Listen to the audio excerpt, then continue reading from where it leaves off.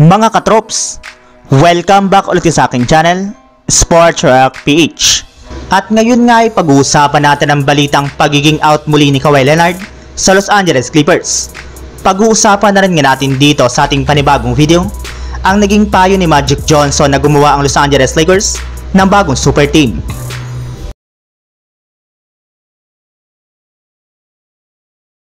Dahil nga po mga katrops, tumabla na sa 2-2 ang serye ng Los Angeles Clippers at Dallas Mavericks ay magiging best of 3 na lamang nga po ang kanilang bakbakan,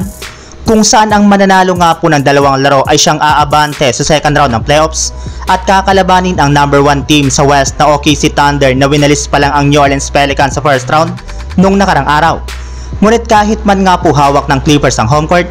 ay hindi pa rin nga po sila nakakasigurado kung may papanalo nga po nila ang kanilang mga susunod na game. Sa katunayan, base nga po sa pinakahuling inilabas na balita ngayong araw ng isang NBA insider,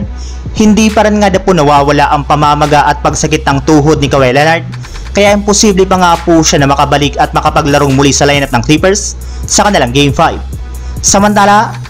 punta naman tayo sa ating sunod na pag-uusapan sa naging payo ni Magic Johnson na gumawa ang Los Angeles Lakers ng bagong super team. Pagkatapos nga po mga katrops na matalo ang Lakers sa kanilang Game 5 laban sa Denver Nuggets, ay sinabi na nga po ng NBA legend na si Magic Johnson na ang rason nga daw po bakit ito nangyari ay dahil mas malakas nga daw po talaga ang Denver Nuggets kumpara sa Lakers mentally at physically, kaya wala nga daw pong dapat sisihin ngayon ang Los Angeles Lakers kundi ang kanilang mga sarili.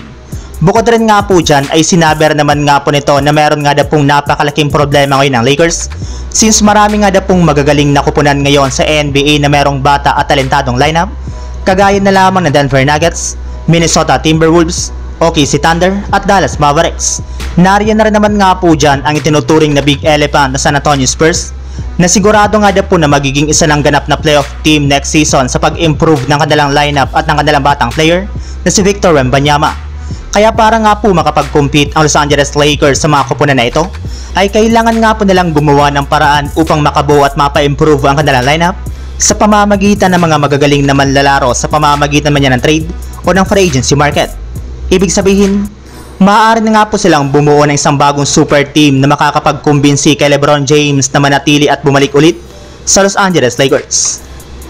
So yun lang mga katrops, ang handog kong story ngayong araw. Sana nag-enjoy kayo, please like and subscribe my YouTube channel, Sports React PH, para sa iba pang story at update patungkol sa NBA. Kita-kits muli sa ating susunod na video.